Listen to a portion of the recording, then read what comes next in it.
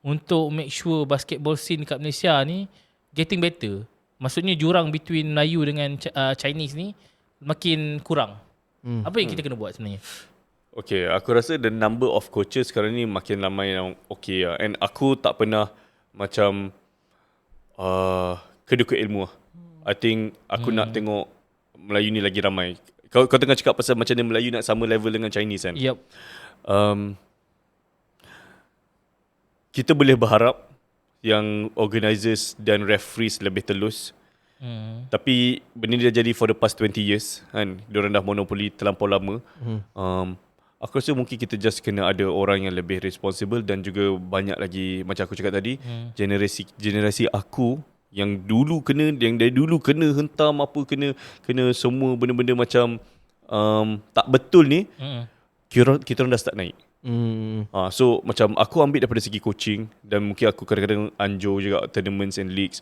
So aku nampak kita slowly fixing it towards that way. So aku rasa mungkin not now, mungkin kita tak nampak benda tu jadi sekarang. Sebab talent is something that we can build lah. Aku percaya aku boleh build lagi banyak national players, lagi-lagi Melayu. Aku boleh buat. Tapi bila kita kena sekat kat daerah punya level, national level, ini yang membuatkan kita tak grow sama dengan diorang.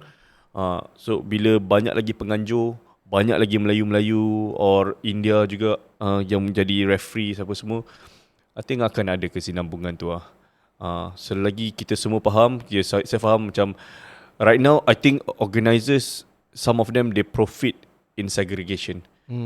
Bila diorang pecahkan kita macam ni kan, macam NC fokus kat NC punya tournament, lepas tu yang NC punya tournament penganjur dia Cina juga, bukan Melayu. Oh really? Yeah. So untuk diorang it's all about money. Sebab tu diorang mungkin it has worked for them for the past 20 years, so they keep doing it. Jadi saya berharap ramai lagi naik, ramai yang lagi lebih rational, lebih sensitif pasal benda-benda macam ni kan.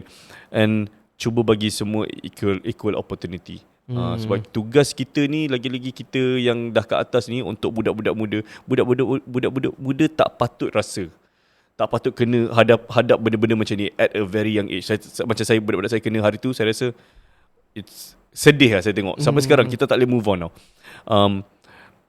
So bagi saya tugas kita ialah untuk menyatukan dan bukan memecahkan lah. I like that word. Dan yang terakhir, boleh ke basketball Malaysia at least lah satu par dengan Indonesia? Maksudnya yelah, satu benda yang menjadi stigma kan, Malaysia ni sizing kita tak adalah besar sangat. Tapi rantau kita ni, Filipin antara negara yang kalau kita kata boleh pergi dan bersaing dekat FIBA walaupun kena bantai jugalah, tapi at least boleh lah ke sana. Macam mana Malaysia ni? Boleh ke pergi jauh basketball ni? Kita cakap pasal Filipin, kalau aku nak compare kita dengan Filipin, kita 10 years behind at least. Okay, sebab Filipin umur 15-16 sekarang ni macam ada Andy Gemau apa nama dia, dah pergi kat high school dekat Canada. Diorang nampak awal, diorang terbawa. Malaysia tak ada lagi. Sebab apa? Sebab kita start lambat. Even kalau kita start lambat, maybe we don't have quality coaches. Maybe semua orang macam aku cakap tadi, coaches yang macam lebih fokus kepada kau full court press, kau lagi laju, kau akan menang game. Bukan sebab kau skillful.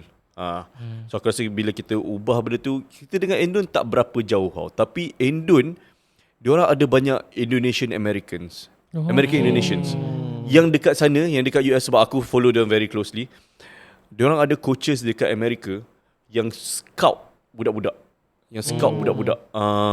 Indonesian, ajar kat sana, bawa balik kat sini. Contohnya Brandon Jawato, ramai Arki Vishnu, ni semua American Indonesian.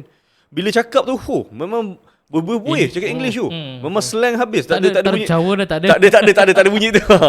Ada one thing yang korang tak tahu pasal basketball scene Malaysia local, apa ni, especially untuk Malaysia ni kan, kebanyakan yang main basketball ni adalah orang-orang yang power dan pandai tau. Doktor, engineer. Ya, aku agree. Contohnya siapa ni, suami pada Umi Nazira, Dr. Iza. Dr. Iza. Basketball juga. Memang aktif scene tu. Siapa pelakon tu? Ashraf Muslim. Basketballer juga. Ashraf Muslim basketball. Lepas tu ada yang cikgu maths klinik tu, Ifan. Bukan. Ifwat. Ifwat. Basketballer kak. So kebanyakan basketballer Malay punya ni sini, sebab aku rasa kebanyakannya diorang ni start daripada SBP. SBP punya scene memang kuat lah. Memang kuat lah. Itu pun part of kenapa kebanyakannya Malaysian punya basketball ni ramai yang pandai-pandai dan berjawatan besar. Betul. Aku rasa aku boleh piggyback apa Izzat baru cakap. Sebab macam aku baru jadi coach dekat SBP Alam Shah.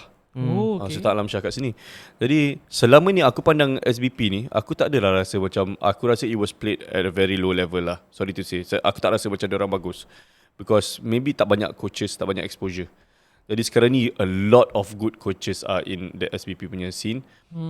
And so diorang ni memang all-rounders lah. Belajar semua memang tip-top. And main basketball pun, I mean, it's being played at a high level. Diorang actually boleh compete dengan tim-tim Cina yang kuat. So that's, we are on the right path lah. Cuma bila kita nak sampai level macam Indonesia ke apa, tu belakang cerita. Bukan cerita. Aku mungkin rasa lagi 10 tahun. InsyaAllah boleh. Sebab bila aku dengar apa yang Nabil cakap, Nabil ni kan, saya nampak kita punya ni cerah. Lagi tu Nabil pun muda lagi. Bukannya It's all about process lah. Proses, trust the process. And then saya banyak kali dengar apa yang and then saya banyak kali dengar dengar Nabil confident, and you macam berpegang yang you boleh lahirkan banyak pemain yang national level. So bila nampak confident tu, insyaAllah kita boleh pergi. InsyaAllah. Optimis.